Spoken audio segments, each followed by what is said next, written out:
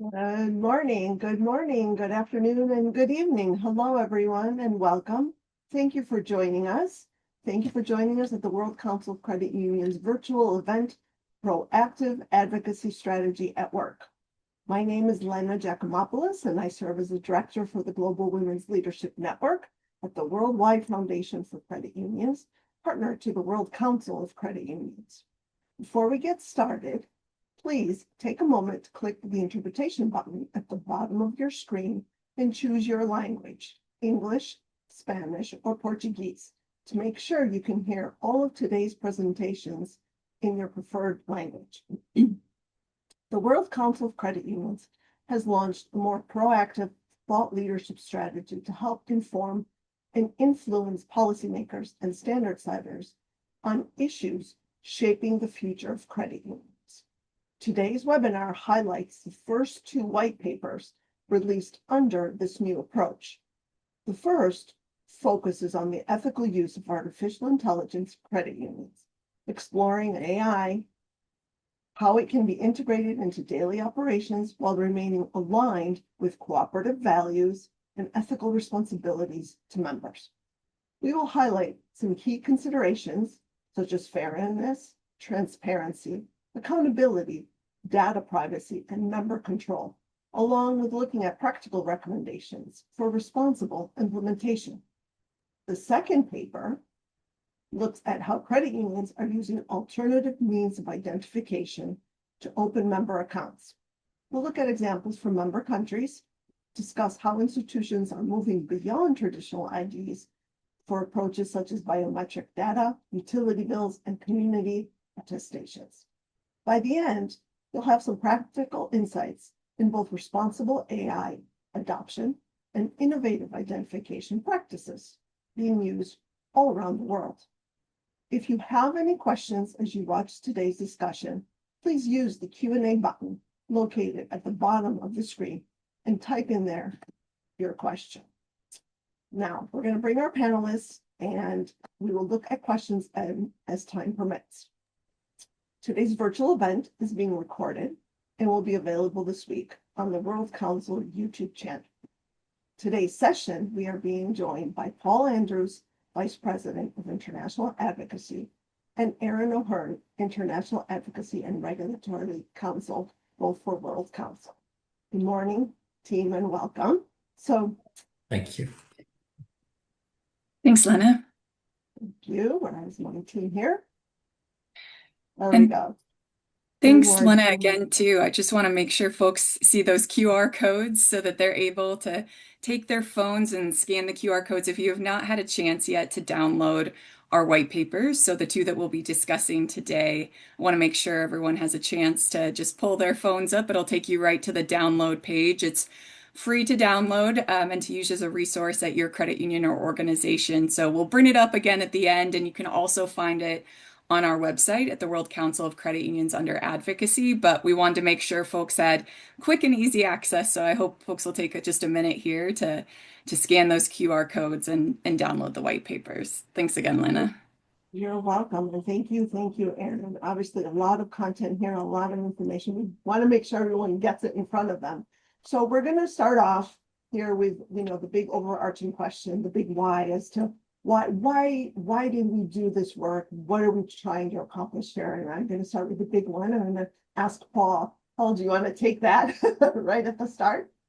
Sure, I'd love to. And thank you, Lena, for moderating today's session, and welcome to all of our attendees. It's nice to see a number of folks on the webinar today. So let me start with why we did this. And it's something that I would say we take a step back. And historically, this organization, WOCCU, has done, I think, a really fantastic job of being very responsive to policymakers' proposals, standard setting bodies' proposals. And what we've done historically is we've responded to those proposals to ensure that the credit union voice was heard, that proportionality was key to success for those proposals. And we've had great success over the years here. And I think that's really kudos to the advocacy teams that have been here for many, many years working on many of these issues. What we've decided to do is continue to do that work because I think we've had some great successes, but we wanted to add to it. And what we really would like to do more of now going forward is thought leadership and really aiming to take on very thorny issues for credit unions and address those in a way that not only addresses the issue, but also provides some practical outcomes and some practical ways to implement the ideas that we put out in the papers or in the position statements or whatever it is that we're planning to do. And we started with these two white papers because we thought that they were important issues. We heard from many members that AI was certainly top of mind for many of them, and that they really wanted to understand it in a way that was very, addressing the issues that they confront. And that's really one of the reasons why we did the first white paper on AI. And then the second white paper we did with respect to the alternative means of identification is, honestly, it started with a request. We had a couple of board members that thought, you know what, this could be something really good for the movement globally to look at and see how we are moving beyond passports and other traditional means of ID. And so we decided we would do our second white paper on that. And so that's really how we got to where we are and trying to now put all of this into practice. And today's one of those steps of taking those ideas and now putting them into practice. So sorry, a long answer to a very short question, but I think having the context for folks is actually important because it'll serve as the foundation for, I hope, the rest of the discussion. Well, and It- As Paul added to, I really want to highlight that taking these thorny issues or taking these issues that are really important to the financial cooperative or the credit union sector that are perhaps impacting all financial across the entire financial sector, but looking at it specifically from a credit union perspective. So we are thinking specifically about credit unions, specifically about financial cooperatives, while we're tackling some of these issues that are impacting the entire financial sector.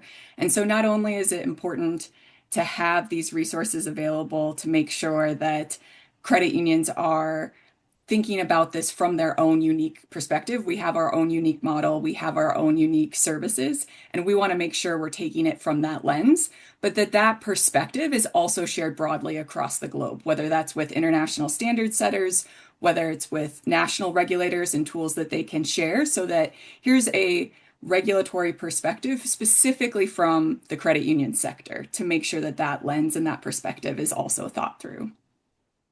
Thank you, Erin. I want to go back a minute and I want to let's look at specifically. Let's start with the ethics on AI. That paper first.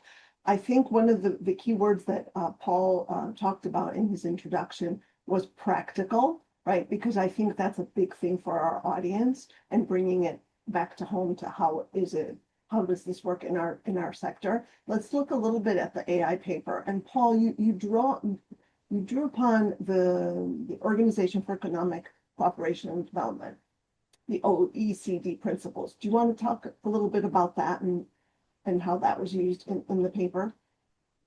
Yeah, I think for us, it was really important to start with the OECD principles. And the reason we did that were for two reasons. The first was it was the first set of international principles that addressed the issue around AI. There were others that looked at AI, and we did a lot of work and understanding how companies, credit unions, financial institutions generally, standard setting bodies were looking at AI. But the OECD was the first to really come up with a series of principles. So that was reason number one. But equally important was what we found and what we know is that the OECD's mission is very similar to what credit unions and financial cooperatives mission are as well. And that's really about coming up with policies and ways to improve people's lives. And that's what credit unions do. That's what financial cooperatives do. That's what the OECD was founded to do. And we found sort of a kindred spirit, maybe if I could put it that way. And then when we looked at their principles, we said, you know what, these are pretty good. And I think we could like use them as a foundation and then modify them and build from there to come up with what we ended up in the final paper. And so that's how we ended up with the OECD. And it was fascinating to kind of look at how they handled it. And they came out with their principles several years ago. And so we're taking that and then, using it for our purposes. So that's the reason why. Anything you want to add here? The other piece that I would just say here is that we did have the opportunity to meet with them individually after the paper came out and share, our interpretation, how we were able to leverage their principles into further education and into this dialogue within the credit union sector. So it's been great to be able to have that back and forth, and I think demonstrates the role and the fit that credit unions have in the larger international sector. That's amazing. We should all be very proud of that. Okay, so let's talk about, I think there isn't a day that we don't see, hear, read about AI in the press and a lot of it, right? Tell us a little bit about trends that maybe you've identified in your research. Paul, you want to take that one? Yeah, I mean, there's a lot out there, as you can imagine. And this is, I jokingly say all the time, this is the gift that's going to keep on giving for quite some time. Because even, honestly, as we were working on the paper, and every day we would find something new. And it was really incredible. And if you look at, we published the paper in November, and there were, pieces of information we were adding through October and early November as well, because things change constantly. And so when we looked at trends, as we saw it through the work that we did, I would say there's probably three or four that are worth highlighting for our audience today. The first is that there's been a huge growth in developing tools that address how do you interpret and explain AI. Because one of the principles that the OECD talks about, and one of our principles, is really around transparency and explainability. Because AI can be what they call a black box. I mean, things just go in and you don't know exactly how it spits out the answer. And so for credit unions who have deep relationship with their members, they need to be able to explain, if they use AI, how did the AI tool come up with this answer? So explainability is really, really important. And we looked at a paper that was done in July of last year that just addressed that issue. Really, so that's becoming more and more prevalent. So that's one. I would say that we're also seeing greater adoption of AI with credit unions around the world for efficiency purposes, for helping to strengthen relationships with their members, for doing some basic tasks like chatbots and things like that. It's becoming, again, something that's growing more and more and more. So that's second trend, I would say, that we pulled out from the work that we did. I think too, another trend was around there is an increasing focus on ethics. And we heard that from members even before we got started. And that's, as I mentioned in the intro, is why one of the reasons why we picked this topic. But there is definitely a concern that AI could be used for very bad reasons. And people are more and more concerned about it. And so we thought that there's a greater focus on ethics. And actually, that's a good thing because it's a great tool, but in the wrong hands, it could be used for maybe bad purposes. And then the other thing I would say in the final trend, probably number four, is regulators and policymakers, standard setting bodies, They're just in the relatively early stages of figuring out how to regulate AI. And I would say that Europe is way out in front of this sort of early set of days with respect to how to regulate.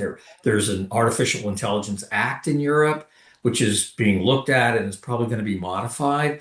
But other governments, standard setters are trying to come up with a way, an approach to be technology neutral, but also address the uniqueness maybe of AI and how it's developing and what it's being used for. And so we're watching that very carefully because there is a great um, deal that's going to come out, we think, in the next year, 18 months on the regulatory side of things. So those would be the major trends that we saw. Thank you. Yeah. Thank you. Lauren, do you want to Yeah, add? and really just picking up on that last point from Paul, I think that quick changing environment that we are in from a regulatory perspective also spurs further regulatory engagement. The regulators are learning about the technology as it comes out, as we are also learning about the technology. They don't get advance notice on some of these things. They have to work through it live as it develops. And I think having that engagement and that ongoing perspective with the regulators, having that communication is really critical in a format while they're forming these regulations. So thinking through how do we get a baseline of some of the resources that are out there to understand this topic well enough to have those conversations. I hope people use the paper for that as well, to identify, okay, we may not be fully educated on this topic, but how can we learn about it and then have these conversations with our regulators afterwards? So making sure that that dialogue continues at this formative stage, I think is really critical. And Paul brought up just a great point on the trends in terms of there are risks. There's so many opportunities when it comes to AI, but there are also quite a few risks. And credit unions have a unique perspective within that because of our mission-based work. So we almost have a different standard and a different responsibility when it comes to our members to make sure that we're thinking through how do we protect our members? How do we utilize this as an opportunity? But how do we ethically engage with some of these advancements to make sure, even if you are not intentionally trying to do harm, if you're working to do good, this is changing so fast that there are gaps there that can have unintended consequences. And I think we talk a lot about those throughout the paper to help people issue spot, to identify those areas where there could be potential missteps if you're not paying close attention, if you're not digging in and looking at some of the details that are really important. And so I think sometimes it's just about identifying where are our blind spots and making sure we're learning about those. And hopefully that paper helps with us with this as well. Well, I mean, it's a great resource, and I think the biggest thing is what Paul said. It is going to be the gift that gives on and gives on, keeps on giving, and it's going, and there's going to be more of it, right? This isn't just a once and we're done, and here you go and apply. I'm going to come back to you, Paul, here because I think you touched upon the word, and we mentioned it a couple of times already, practical, right? In these Mhm. papers. So I think the audience definitely wants to think about what are some of those practical recommendations for our credit unions, and that they should be aware of? Like, what should we actually be thinking about? Yeah, I mean, we definitely wanted to be helpful to credit unions in this arena because, I mean, when we started this, you can imagine it's a little overwhelming. There's just so much that is out there, and as we were sifting through, it just is easy to get snowed under with all of the information. And so we said, look, we want to take our thoughts, like anybody can think big thoughts, is my joke. But how do you take those big thoughts and bring them into everyday practice? And that's what we wanted to do. So how did we do that? We did it actually in three ways in this paper. One is if you look towards the end, we lay out sort of what we call a model implementation plan. So how do I even get started here with respect to implementing some of these ideas that are in the paper? And we thought, let's be helpful.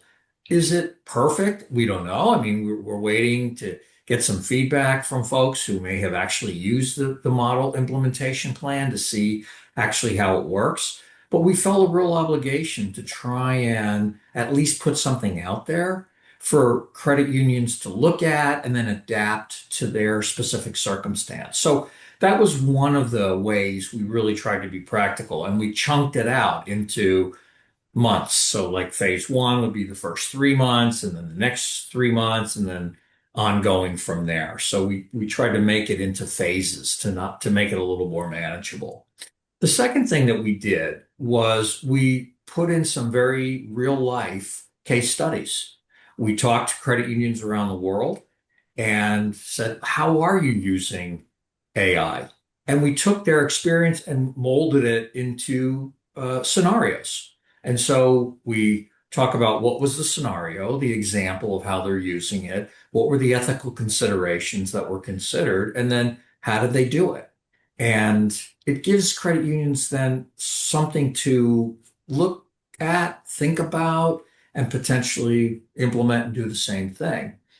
And then the final practical piece of the work was around in one of our reviewers of the paper said, most credit unions aren't going to build their own AI systems. They're going to buy it because for cost reasons and just efficiency reasons, and with many small credit unions around the world, they're just not going to be able to afford to build their own. So, what about if they're negotiating with third parties? What are some of the things they should be on the lookout for?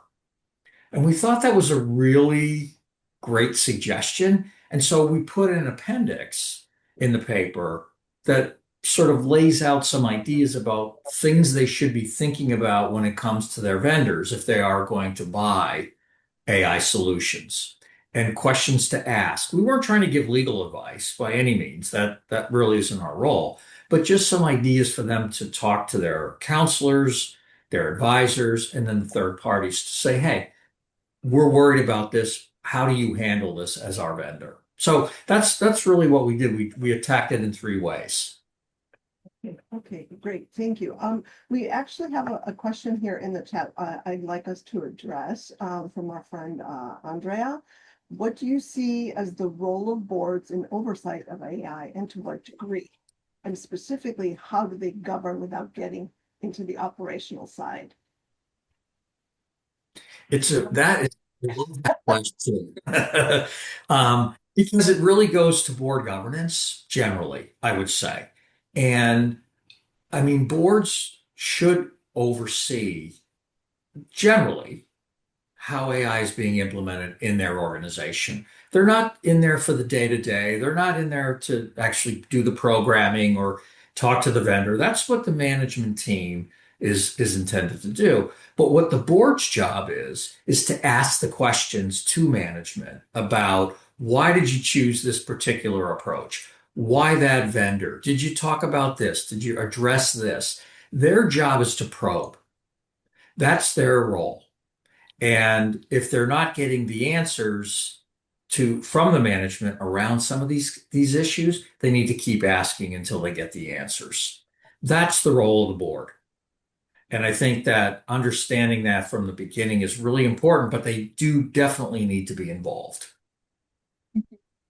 I might just add to that because I think Paul and I hear questions like that and we get really excited because, we're so glad folks are thinking about that because it's such an important question.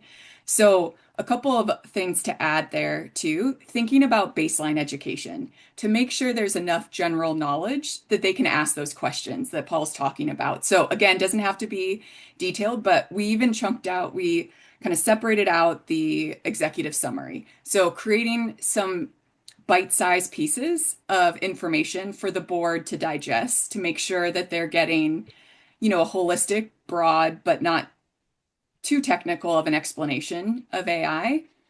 But then I would also think about in terms of what level does the board need in terms of education? Paul mentioned a little bit when we were talking about the due diligence checklist of whether are you building something in-house or are you purchasing? And there are different levels of education depending on how integrated AI is within your system. So I think the more integrated it is, the more information should be shared, with the board in terms of spending on education. a couple things to think about just practically in terms of what we're hearing kind of worldwide from examinations and conversations with regulators. Make sure you're documenting those education sessions for your board in your board minutes. Think about making sure that you're having this robust conversation so that it's clear, the board's responsibility is to set that overall strategy for the credit union. And so making sure that not only do they have that education, but you're documenting those conversations that are happening at the board to show that they are accounting for that, as the credit union's moving forward in its strategic vision. And then we are starting to hear some regulators talk about AI policies and other things. So they want to have that educational level to be able to review the policy to understand. And again, engaging with those questions, as Paul said, so important, making sure that they're asking those questions and having that dialogue, shows that integration because you want to make sure that they're also aware of the opportunities that the credit union wants to utilize in the future, but also the risks there. So being able to probe enough, but make sure you're documenting that in your board minutes, having those conversations. And I would also add, there's probably no finish line on this. It's not like Mhm. launching a new loan product where you're like, you've had the discussion, you've set aside, and yes, you're checking in on it regularly, but there's no finish line. So continuing, whether it's just in small bite-sized education pieces or reports that are integrated into future board meetings, but keeping the board updated on that progress so that it continues to be top of mind as we see AI evolve very quickly. Keep getting educated and keep asking a lot of questions. Hmm. Right. Right? All right. Before we move on to the second paper, just any last thoughts that the team would like to share with respect to the first paper. Obviously, we touched upon it very briefly. There is a lot there. The summary, the content, anything you want to highlight or bring to our attendees attention before we move on to the second paper. And before you even answer that, just want to remind everyone, if anyone has questions, please put them in the Q&A section at the bottom of your screen so we can address them hopefully in real time. Well, let me kick off this, and then I know Aaron will want to jump in on this one too. I would say that we saw this as sort of our baseline paper on AI and ethics. We're thinking about maybe doing some additional work in this area and doing some deeper dives on some of the specifics of what we started to address in the paper because as it ended up, the paper ended up being about 50 or 60 pages or thereabouts. And you can only cover so much in a baseline overview and whatnot. But maybe, and if there are specific areas that people on the call are interested in us delving more into more deeply, we'd love to hear that because we think by doing, say, a series of things in a particular area will not only deepen our knowledge, but it'll also help our credit union members and their members to understand some of the nuances of some of the key issues that are out there today. So that's what I would end this piece of it with. Yeah. And, I would echo that as well in terms of share any thoughts you have with us as you're thinking through, what would be most helpful? What does your board need? What does your team need? What does your organization need in terms of, different avenues to explore for further education? The other piece I'd add too is we talked a little bit about communicating with regulators, but also communicating with your peers and your national association or your regional association. I think those elements are going to be really important. One of the things that credit unions do so well is collaborate. And I think we should, really try and utilize this with things moving so fast. So we're seeing a lot of influence and focus on explainability and transparency to be able to understand how AI is used within a credit union. And we lay out examples throughout there, but having those conversations together to make sure you are talking about ways in which you're approaching AI within your own institution, and then having those conversations with your national association to share that information, I think are really important pieces as credit unions try to move into the future with AI and stay connected as a global movement. And just to that point, to Aaron's point, if you look at the paper, you look at some of the practical tools and you like it, share it. Let your friends know with your colleagues in your leagues, other associations you're with, because the more we can help each other and get the word out, I think we're all better off. Course, of course. I have one more question here from our friend Mike Mercer in the chat. Where can credit unions go to get ideas about risk management in the AI era? I don't know if that's, you want to take that, Paul? Yeah, I'll kick off there.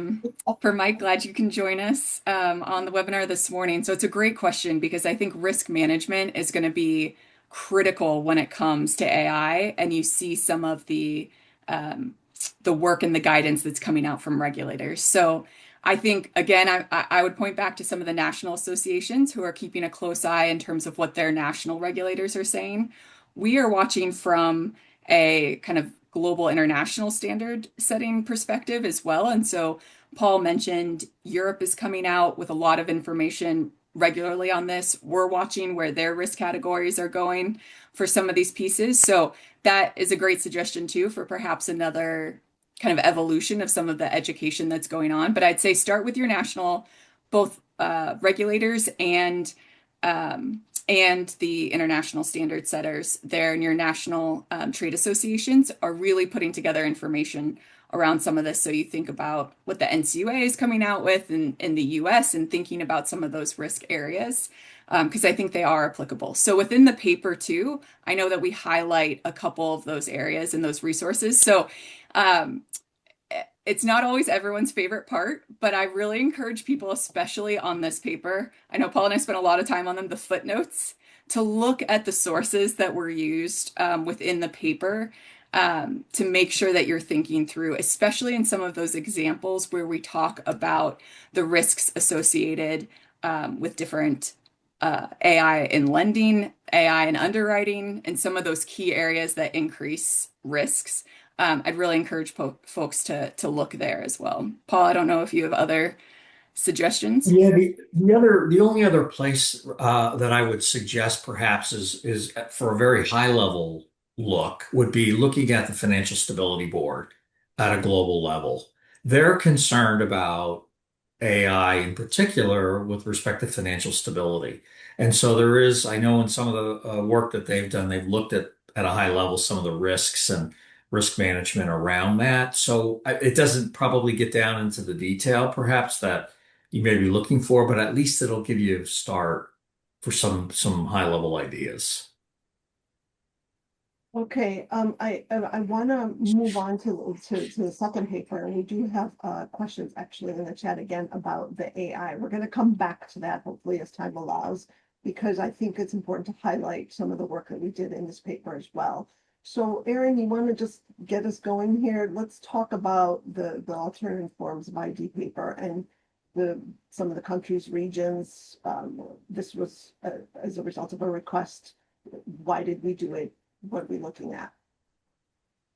Yeah, thanks, Lennon. I know it's kind of sometimes a little difficult to switch gears, but I think this is a great moment to make sure that folks are able to have that overview of the second white paper that we issued in December. And this really came out of, as Paul mentioned earlier, suggestion from a few of our board members. The 3R committee within the board was very supportive of this. And I do want to highlight, the National Association of Cooperative Savings and Credit Unions in Poland and Sicredi in Brazil, who really supported this effort throughout its engagements, throughout its process, and really was spurred on by their support overall. And so want to acknowledge them, as we were really able to dig into this topic, which I think, to your question too, why did this topic rise to the top? Not only from the support and the engagement we heard from Sicredi and from the National Association of Cooperative Savings and Credit Unions in Poland, but from the larger issue that we know is fundamental to credit unions and their mission, which is financial inclusion, financial access.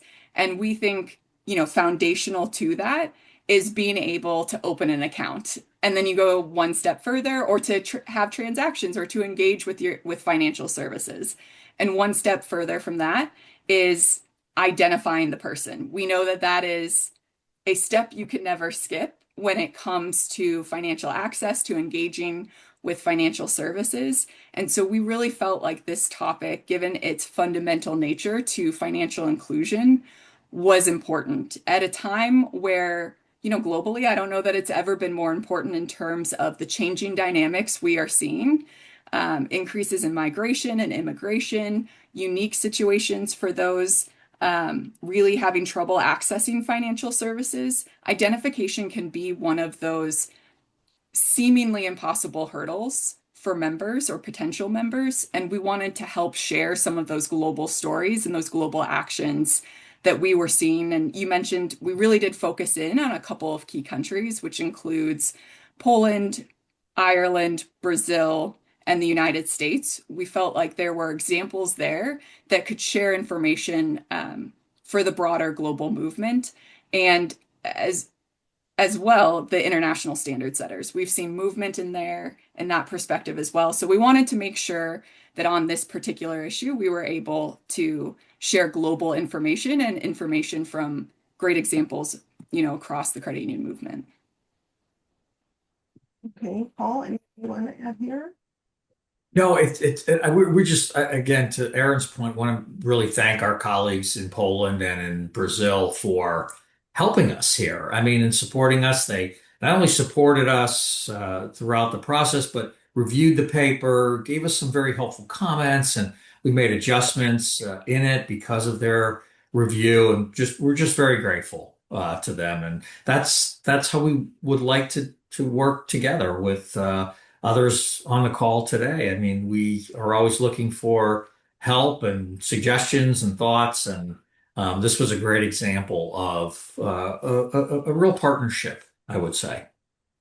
Okay, great. And No, go ahead. sorry, Lena, and just to add on to what Paul mentioned, because I think it's an important point there that, after that support that we received from them, we looked at the individual countries. We also reached out to credit unions and organizations within the United States, as well as in Ireland. So thank you to the Irish League of Credit Unions and, Inclusive here in the United States, and Schools First. So there were lots of partners in there reviewing, and that was true for the AI paper that we also should mention as well. So I encourage people to look at that list of acknowledgments there within the paper.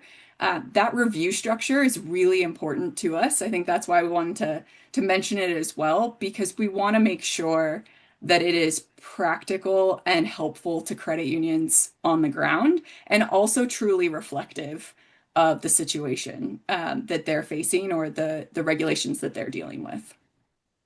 Okay, so we have a few more questions, all back onto AI, but I want to still touch upon a couple more here because I think we have to make sure we look at this. What about trends? I guess this paper talks about, right? Are people moving away from the traditional form of using the passport? Yeah, great question. So I think there's, a couple of trends to think about that hopefully come through within this paper. So, and they sort of go hand in hand. I would say one, there is a renewed focus on what I would call regulatory flexibility or adaptation. So that does not at all mean lessening the quality of identifying an individual and preventing financial crimes, but rather using risk-based approaches and additional means to help achieve that same goal. So you're getting to the same result, but regulators, I think, more and more are recognizing that need to take the risk-based approach to ensure your resources are focused in the high-risk areas, and to ensure there's a bit more flexibility when it comes to how do you achieve that goal of, identifying the person, creating that reasonable belief that the person is who they say they are. So that trend to me goes hand in hand with this evolution of non-traditional means of identification that credit unions and financial cooperatives are using, whether that's biometric data, so you can certainly see an evolution on the technology side, but also that growing use of what's been out there for a long time and we've seen credit unions use, but perhaps is growing now, whether it's the need or the flexibility in the regulations, but thinking about utility bills, community attestations, other forms of government issued, but perhaps municipal IDs or provincial IDs, regional IDs, or foreign passports, that are now included within a credit union's or a financial cooperative's policies and procedures to be able to use that as proper identification to meet their regulatory requirements. So I would say those two trends are what we're seeing kind of grow and increase, both on the regulatory side and then the actual use and evolution of non-traditional means of identification. Yeah, Aaron's right. Like one of the interesting things about this paper and doing the work is, I mean, we did talk with standard setters and others around the world, and one of the things we heard was that, particularly in the anti-money laundering area, that the standard setting body said to us, look, we built in flexibility and risk-based approaches and your proportionality. And we don't understand why people, credit unions, other financial institutions aren't taking advantage of this flexibility. And I think, our response to that is, I think generally speaking, credit unions are relatively conservative organizations. They want to follow the rules and make sure that they're doing everything appropriately. And their national regulator may not look at the flexibility in exactly the same way. And so then the challenge is, how do we help the standard setting bodies internationally get that message across to the national regulators so that credit unions can use this flexibility to be able to use alternative means of ID? And it's this sort of difficulty, I would say, that we've seen in the course of putting this paper together. We don't have the answer 100%, other than just keeping at it and making people aware and trying then to give confidence to the national regulators that this is okay. But it's a work in progress, is what I would say. That's such an important point that Paul mentioned there. And if folks take one thing away from kind of this segment of the webinar, is to take a look at that paper to identify, do you feel like your national regulations have that flexibility? Or is there a way to talk about the international regulations that allow for that flexibility being adopted at the national level? Or are you facing a situation where at the national level you might have that flexibility, but in all practical application, it doesn't feel like it when you go to exam time or when you have regulators or oversight bodies in there critiquing kind of your practices? I think it's really important to identify, is it your own risk tolerance? Is it the regulations at the national level? Is it the exam process? Where are there challenges for your organization in utilizing kind of the full scope of available options to be able to identify that person and provide them access to financial services? Because I think where that challenge happens is really important for us to know, for your national associations to know, and for individual organizations to have that ongoing dialogue again. So keyword flexibility along with proportionality. I learned something new on today's webinar with the advocacy team. There you go. All right. Anything else we want to touch upon with this paper, which we haven't just highlighted to our audience before we move, because we have a few questions again about the AI paper. Yeah. And, I might jump in here first, Paul, and then kind of let you follow up, because I know AI is such a top of mind topic, and I'm so excited to see kind of the eagerness, with which it's being received. I also really want to make sure people are thinking through and looking and using the alternative ID white paper as well, because while it may not be at the forefront of the news or things that are changing, it's such a foundational component to being able to access financial services in a meaningful way that I hope folks take kind of a close look at that, especially because of the changes we're seeing and the focus we're seeing on a risk-based approach. Now, a risk-based approach on one hand sounds great because it allows for that local dynamic to really come to the center and allow credit unions who know their local communities best to help identify the risks. but that also requires a little bit more work too, and engagement to identify what areas are high risk, what areas are low risk within your particular organization, and incorporating your national regulators and oversight body, their own assessment of what's high risk in your jurisdiction, what's low risk in your jurisdiction. So it takes a little bit of thought and intentional work to make sure that you're really being able to utilize when you think about how do I open an account, how do I identify someone for being able to do a certain transaction or take advantage of a certain financial service within our organization.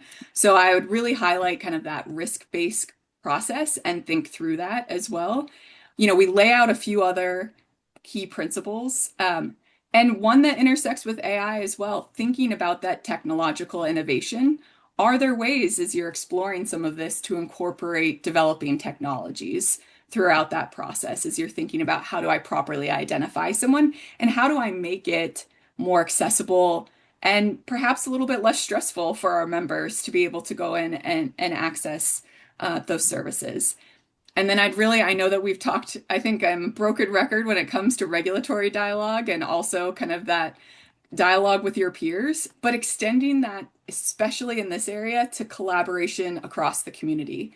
Finding those trusted organizations. We talk a lot about this in the paper, and got great feedback from a lot of our reviewers in this area in terms of finding those community organizations that are trusted partners to help make sure that you can fully utilize some of these account opening procedures, some identification procedures, to really utilize those trusted partners.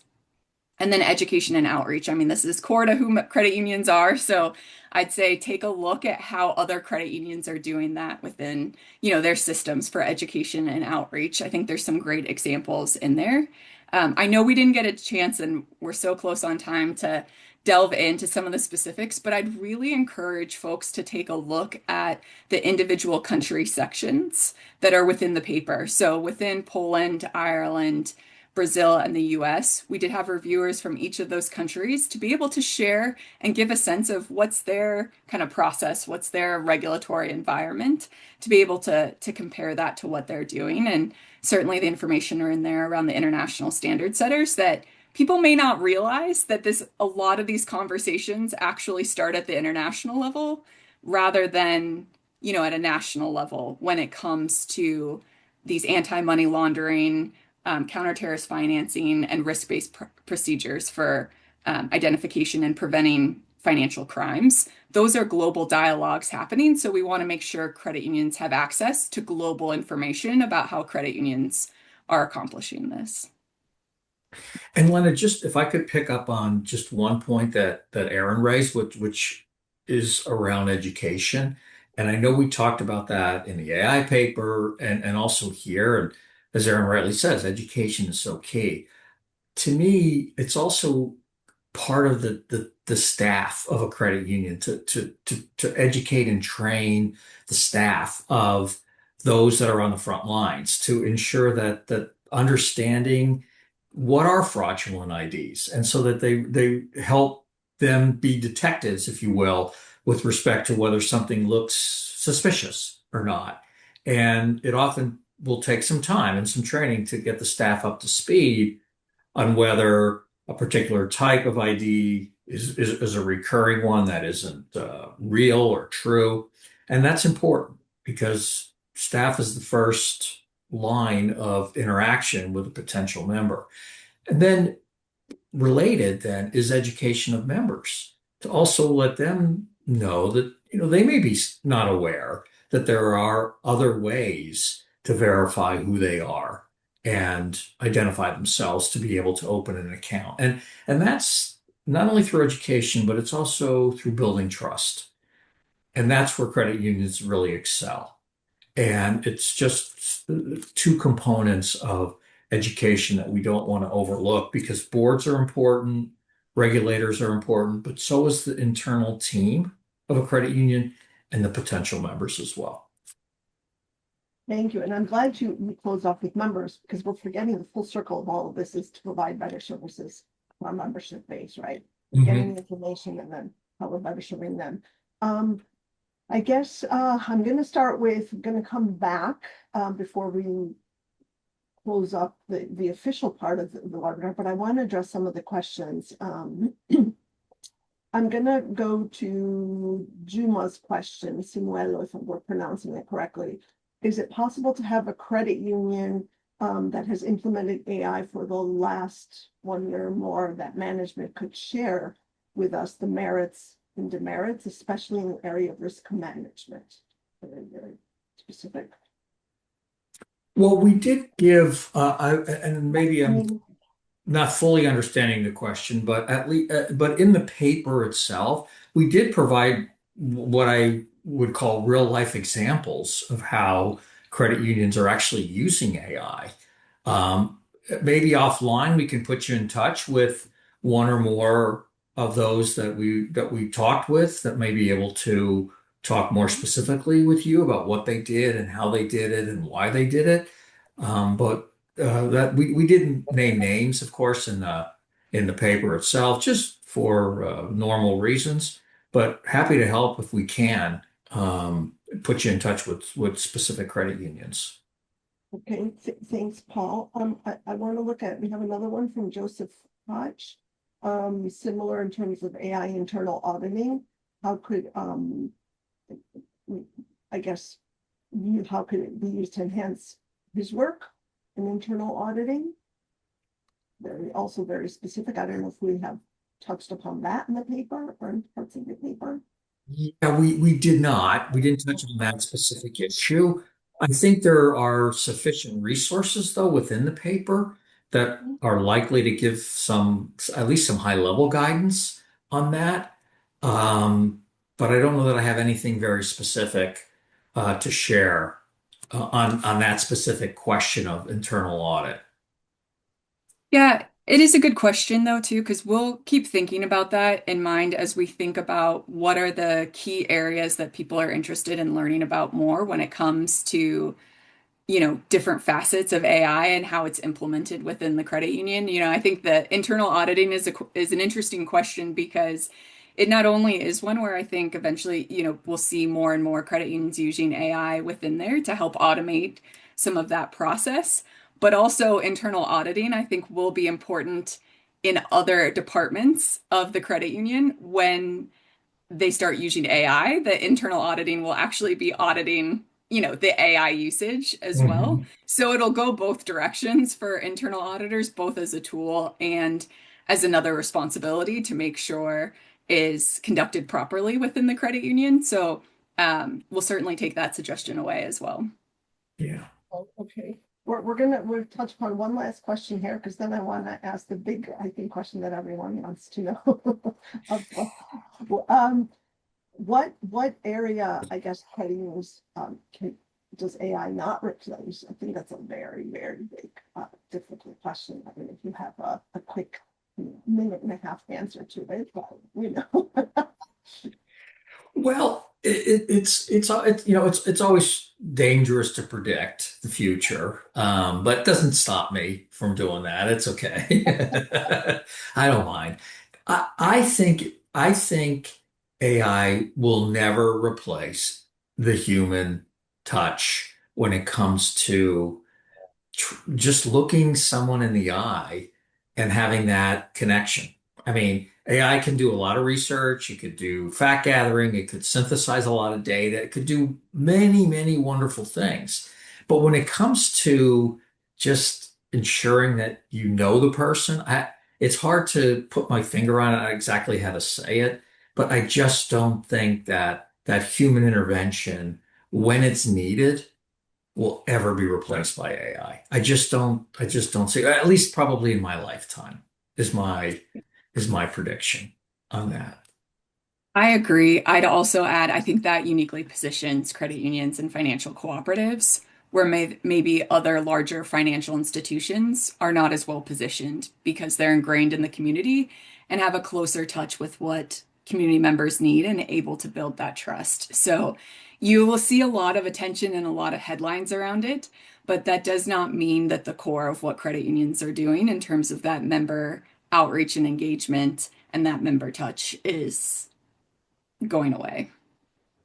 Okay, all right. Well, I'd like to ask the team to bring back up our slides. So we want to make sure attendees who weren't able to, because we have a few who joined us a little late, to make sure they get access to both papers. So if we can, please share that before we go on to the big magical question of what is next? Where are we going from here?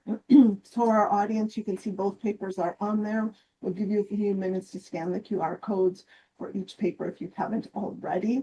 Download them. Each one has the executive summary, the large paper, and I think also an intro as well. If I remember, there was 3 documents because I downloaded everything. Okay, thank you, advocacy team, for the light reading. What's next? What You do we know have to what? look forward to? So I'm gonna start by punting this one to Aaron because I take all the easy questions. Aaron gets all the hard questions, and so that's a hard question. So I'm gonna punt it to her to start. Well, actually, yes. I mean, I'll take that question, but it's also a great opportunity. I think I want to give people just one more minute here to potentially download the papers if they didn't have the QR codes at the beginning, and just a reminder too, you can find those directly on our website. If you go out to the World Council of Credit Unions website, you'll be able to find those papers as well. But in a second here, we're going to put up a poll that I hope people will fill out because I think that will help our direction. So there is lots to come. There's a lot being planned at the moment. And I want to make sure that folks know that this is, a combination of efforts for us to decide, what's rising to the top that we want to make sure that we can do these additional resources, this additional thought leadership in whatever format that happens to be. So it is both, Paul, myself, the advocacy team, the World Council, the entire World Council team, and our extended sort of an team there, horizon scanning, looking at what international standard setters are saying, looking at what's coming out, looking at what's developing, but also that close engagement with our members and our global credit union community to really understand where are those key pain points, what's happening there for them. So I think there's a lot to come when it comes to some of these quickly evolving topics. Look, I'm hesitant to even say kind of some of those things that we are currently working on, but I want to make sure that folks know there's a lot changing out there in the payment space, in the currency space, things that are happening in that area. Look, sustainability and climate change and those impacts, those are not going away. There is so much happening on kind of the governance evolution and some of these other sides that I think it's really important that people continue to engage to share what their pain points are. And so I want to ask if we can pull up the poll really quick here for folks to quickly fill out. There's just 3 questions, I promise. Just 3 quick questions, but you'll see at the bottom that there's an opportunity to say what topics of interest are out there for you, what's rising to the top for you. And I hope this conversation got you thinking as well of, what do we need? What would we use at our credit union and our organization? So if there are other suggestions out there, we'd love for you to put them in the chat now to share your thoughts on kind of that next sort of topic that you would like us to create in our list. So, Paul, I'm going to stop there and let you add on anything I missed, but I hope people will continue to put into the chat what those topics are that are top of mind for them. That's absolutely right. I mean, we do want to hear from our constituents, our members, our stakeholders to help us focus on some of the things that we think we should be focusing on. And I will say one thing we are following really carefully is what's happening in Europe with respect to the digital euro because although it's for Europe, it will have implications for the rest of the world. And then we will likely see others following suit to create their own digital currencies, or there's that potential. And so we would like to be ahead of that and not catching up. So that's something we're watching really, really carefully. And we'd love to also then hear your thoughts as well. So I think we probably should leave it there. All right. Well, thank you. Thank you both for joining us, sharing insights, and a lot of intel, a lot of great knowledge. And for everyone, we put the links in the chat. A reminder that this recording will be available on the World Council YouTube channel. And what I want to also highlight to everyone, there you go, in a few days, it should be up. Contact us if you have additional questions that perhaps we didn't address. And I want to remind everyone, if you want to hear a lot more educational sessions just like this one, registration is open for the 2026 World Credit Union Conference. We will be co-hosting the event with our partner, the Customer-Owned Banking Association in Sydney, Australia. We look forward to welcoming all of you July 19th to the 22nd. So please scan that QR code to learn more and get your registrations up and active. That's it, ladies and gentlemen, and everybody all across the globe for today's webinar. Thank you for joining us. Thank you, Advocacy team. Have a great rest of your day, everyone, or evening, wherever you may be. Thank you. Thank you. Bye now. Thanks, everyone.